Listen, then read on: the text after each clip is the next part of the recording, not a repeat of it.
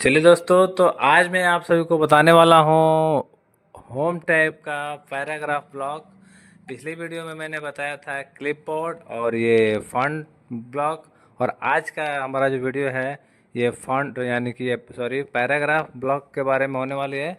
तो बने रहिए हमारे वीडियो पे अंत तक और हमारे चैनल को सब्सक्राइब करिए, लाइक करिए और शेयर करिए। तो चलिए, सबसे पहले हम इक्वल रैंड बैटविन का प्रयोग करते हुए मैं यहाँ पे कुछ पैराग्राफ्स को मैं टाइप करूँगा। और इसके बाद देख सकते हैं कि स्क्रीन पे हमारे पैराग्राफ आ चुके हैं। दोस्तों, इसमें सबसे पहला जो ऑप्शन दिया है पैराग्राफ ब्लॉक के अंतर्गत, ये होता है हमारा बुलेट्स। बुलेट्स क्या करता है कि जैसे कि हमने इन सभी पैराग्राफों को एक साथ सेलेक्ट कर लिया और जब मैं इस पर क्लिक करूँगा तो यहाँ पे देखिए कुछ सिंबल्स लगे हुए हैं। मैं जिस सिंबल पे क्लिक कर दूँगा वैसा सिंबल यहाँ पे ऐड हो चुका है, हो जाएगा। तो यहाँ पे सिंबल ऐड हो चुका है। इसका मतलब ये होता है कि ये लिस्ट बनाता है, बुलेट्स बनाता है, जो कि क्रमांक के रूप में हम लोग जानते हैं। यहाँ पे जो आप सही के निशान पे क्लिक करेंगे तो वो आएगा, तीर लगाएंगे तीर आएगा। तो ये हमारा होता है बुलेट्स, जो कि एक क्रम लिस्ट बनाता है। इसी के ठीक आज आगे अगर हम देखेंगे तो इसे सेलेक्ट कर लेंगे और इसके आगे ऑप्शन दिया है नंबरिंग का। जब नंबरिंग वाले ऑप्शन पे जाते हैं तो यहाँ पे सिंबल्स के जगह पे नंबर मिलता है।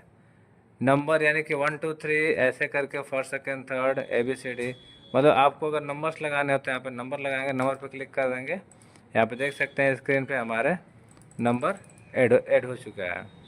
तो ये दोनों ऑप्शन होते हैं यहाँ पे बुलेट्स और नंबरिंग के लिए, जिसका हम लोग क्रम लिस्ट बनाने के लिए प्रयोग करते हैं। इसके बाद अगला ऑप्शन आता है हमारा multi level list. Multi level list का मतलब ये होता है कि एक से अधिक लिस्ट बनाना। जैसे मैं यहाँ पे कुछ क्वेश्चंस लिखता हूँ, कंप्यूटर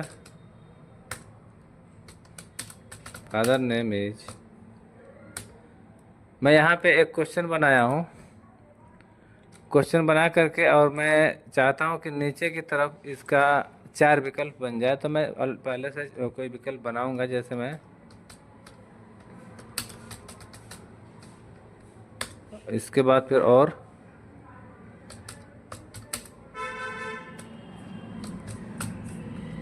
तीसरा ऑप्शन दे देता हूँ मैं यहाँ पे,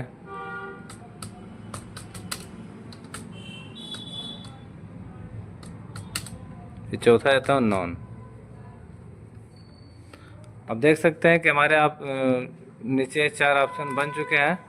और मैं इन चारों ऑप्शनों का अगर मैं क्रम लिस्ट बनाना चाहूँगा तो मैं इसे सेलेक्ट करूँगा और यहाँ पे जो ऑप्शन दिया हुआ है मल्टी लेवल लिस्ट का, इस पर जब क्लिक कर देंगे तो हमारे स्क्रीन पे देख सकते हैं कि यहाँ पे कुछ नंबर्स, कुछ अल्फ़ाबेट का सिंबल दिया हुआ है। आप जिस पे भी क्लिक कर देंगे वैसा आपके स्क्रीन पे यहाँ पे क्रम बन जाएगा। मैं इस पर क्लिक कर देता हूँ, अगर यहाँ पे जा कर के इस पर क्लिक कर देता हूँ तो यहाँ पे ABCD के रूप में यहाँ पे क्रम लिस्ट बन जाएगा।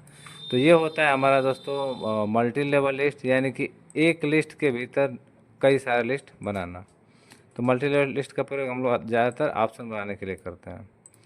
इसके बाद अगली बारी आती है हमारी इंक्रीज इंडेंट और डिक्रीज इंडेंट का। ये हमारा इंक्रीज इंडेंट होता है और ये हमारा डिक्रीज इंडेंट होता है। तो आपको अगर जानकारी के लिए हम बता दें तो जैसे कि मैं कुछ पैराग्राफ को ऐसा सेलेक्ट कर देता हूँ, अब मैं चाहता हूँ कि ये पैराग्राफ और लेफ़्ट साइड से दूरी छोड़ दे, तो मैं इंक्रीज पे क्लिक कर दूँगा। तो ये क्या करता है कि जो हमारा जो टेक्स्ट होता है ये बाएँ से दाएँ तरफ रखता है, ये मतलब पेज के अंदर की तरफ ले जाता है। और वही मैं डिक्रीज पे क्लिक कर देता हूँ तो डिक्रीज का मतलब होता है पेज को लेफ़्ट से राइट तरफ रखना। तो ये इंक्रीज पेज लिखे हुए टेक्स्ट को पेज के अंदर की तरफ रखना और डिक्रीज लिखे हुए टेक्स्ट को पेज के बाहर की तरफ रखना, यानी कि लेफ़्ट साइड में रखना। इसके बाद अगली बारी आती है हमारा ये सॉर्ट एंड फिल्टर का। तो इसका प्रयोग हम लोग असेंडिंग और डिसेंडिंग आर्डर, यानी कि हम लोग बढ़ते और घटते क्रम के लिए करते हैं। जैसा कि मैं यहाँ पे कुछ नाम दे देता हूँ, संदीप कुमार,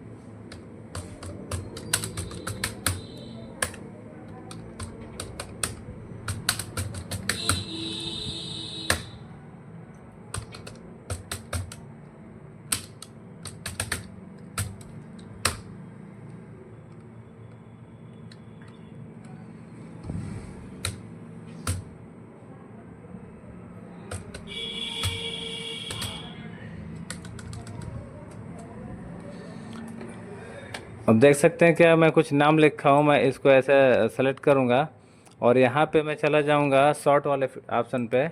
तो ऑलरेडी मैं असेंडिंग सेलेक्ट करके रखा हूँ और मैं ओके पे क्लिक कर दूँगा। तो ये क्या करेगा कि हमारे जो नाम होंगे उसको ये क्रमानुसार सेट कर देगा। जैसे ए वाले नाम सबसे ऊपर, फिर बी, फिर सी वाला नाम, फिर डी वाला, फिर मतलब ए की तरफ से आने वाले नामों को ऊपर की तरफ रखेगा, बाकी सब नीचे, ये बढ़ते क्रम में। ऐसे सेलेक्ट करके मैं अभी डिसेंडिंग कर देता हूँ तो ये घटते क्रम, मतलब कि सबसे जेड की तरफ से आने वाले वर्ड्स ऊपर हो जाएंगे और बाकी सब नीचे हो जाएंगे। इसका हम लोग चाहे तो नंबर में भी यूज कर सकते हैं। आप लोग देख सकते हैं मैं कुछ नंबर्स को यहाँ पे नीचे लिख रहा हूँ। इन नंबरों को मैंने लिख दिया और सेलेक्ट करके और मैं यहाँ पे जाता हूँ और असेंडिंग वाले ऑप्शन पर क्लिक करके ओके कर देता हूँ। तो ये बढ़ते क्रम में यहाँ पे देख सकते हैं दिखा दिया है। वही मैं डिसेंडिंग आर्डर पे क्लिक कर देता हूँ तो ये घटते क्रम में देता है। तो ये था हमारा असेंडिंग और डिसेंडिंग आर्डर। अगले हम लोग चलते हैं नेक्स्ट। जैसे देख सकते हैं कि हमारे स्क्रीन पे ये कुछ पैराग्राफ में लिखा हूँ। तो अगला हमारा ऑप्शन है शो और हाइड का। शो और हाइड क्या करता है, जैसे इस पर हम लोग क्लिक कर देते हैं तो क्लिक करने से क्या होता है कि हमारे पैराग्राफ के अंत में उल्टा पी क्वेश्चन मार्क की तरह से लगाता है। देख सकते हैं यहाँ पे लगा है, यहाँ पे लगा है, यहाँ पे लगा है, यहाँ पे लगा है। तो इससे हमको यही साफ पता चल जाता है कि ये क्वेश्चन मार्क तब आता है जब हम पैराग्राफ में एंटर किए रहते हैं, यानी कि पैराग्राफ चेंज किए रहते हैं। जैसे कि मैं यहाँ पे कुछ लिख रहा हूँ, लिखते लिखते मैं कीबोर्ड से एंटर बटन प्रेस करूँगा तो ये उल्टा पी आएगा, ये स्वाइड होता है। ये साफ बताता है कि आप कहाँ कहाँ इंटर किए हैं या पैराग्राफ कहाँ चेंज है। तो ये पैराग्राफ चेंज की स्थिति को बताता है। इसके बाद अगली बारी हमारी आती है अलाइनमेंट्स की। तो अलाइनमेंट तो वैसे कुल 4 प्रकार के होते हैं: alignments left, alignment centre, alignment right, alignment justify. तो अभी मैं यहाँ पे कुछ लिखूँगा। जैसे यहाँ पे मैं लिख देता हूँ कंप्यूटर, कंप्यूटर लिख करके और इसको मैं थोड़ा सा हेडिंग बनाऊंगा। सेलेक्ट करके यहाँ से साइज़ को बड़ा कर दे रहा हूँ, बोल्ड कर दे रहा हूँ। तो ये ऑलरेडी लेफ़्ट साइड से ही लिख रहा है क्योंकि यहाँ पे अलाइनमेंट लेफ़्ट सेलेक्ट है। लेफ़्ट का मतलब होता है बाएं तरफ से लिखना। और मैं वही सेंटर पे क्लिक कर देता हूँ तो जो हमारा टेक्स्ट लिखा हुआ होगा वो बीच में आ जाएगा, माने पेजों के बीचों बीच आ जाता है। अलाइनमेंट लेफ्ट माने शब्द को बाएं तरफ रखना है, अलाइनमेंट सेंटर शब्दों को बीच में रखना, और ये होता है अलाइनमेंट राइट जो कि शब्द को दाहिने तरफ से लिखना शुरू कर देता है या रख देता है। तो आप लोग देख सकते हैं कि ये शब्दों को बीच में बाएं दाएं करने के लिए सबका प्रयोग करते हैं। अगली बारी आती है हमारा दोस्तों जस्टिफाई का। तो जस्टिफाई का प्रयोग किस काम के लिए करते हैं, जैसे देख सकते हैं कि इधर की लाइनें बिल्कुल बराबर है लेकिन इधर की लाइनें बराबर नहीं है। तो इसके लिए मैं क्या करूँगा कि मैं सबसे पहले इन पेजों को या इन पैराग्राफों को सेलेक्ट कर लूँगा। सेलेक्ट करने के बाद मैं यहाँ पे चला जाऊँगा जस्टिफाई पे। जैसे ही जस्टिफाई पे क्लिक कर दूँगा ये क्या करेगा कि जिस तरह से इधर की लाइनें बिल्कुल बराबर है, सेम उसी तरह से इधर राइट साइड की भी लाइनों को एकदम बराबर कर देगा। तो जस्टिफाई का प्रयोग दोनों तरफ की लाइनों को बिल्कुल एक लेवल में एक तरह से बराबर करने के लिए इसका प्रयोग करता है। इसके बाद जस्टिफाई के बाद आता है हमारी बारी लाइन स्पेसिंग का। लाइन स्पेसिंग का प्रयोग किस काम के लिए करते हैं, जैसे हम चाहते हैं कि हमारे पैराग्राफ में हमारे लाइनों के बीच में कुछ दूरियां बढ़ जाएं तो सेलेक्ट कर लूँगा। इसके बाद चला जाऊँगा मैं लाइन स्पेसिंग वाले ऑप्शन में और यहाँ से जितने अधिक नंबर पर जाएंगे देख सकते हैं कि हमारे लाइनों के बीच का स्पेस घट रहा है, बढ़ रहा है। तो लाइन स्पेस का प्रयोग करते हैं लाइनों के बीच के स्पेस को घटाने और बढ़ाने के लिए। देख सकते हैं कि इसमें और इसमें क्या डिफरेंस है। ये मैं पीछे भी कुछ लिखा हूँ, इस वाली लाइन में और इस वाली लाइन में कितना अंतर है। लाइन स्पेस का प्रयोग लाइनों के बीच में स्पेस घटाने बढ़ाने के लिए करते हैं। इसके बाद अगली बारी आती है हमारा ये शेडिंग का।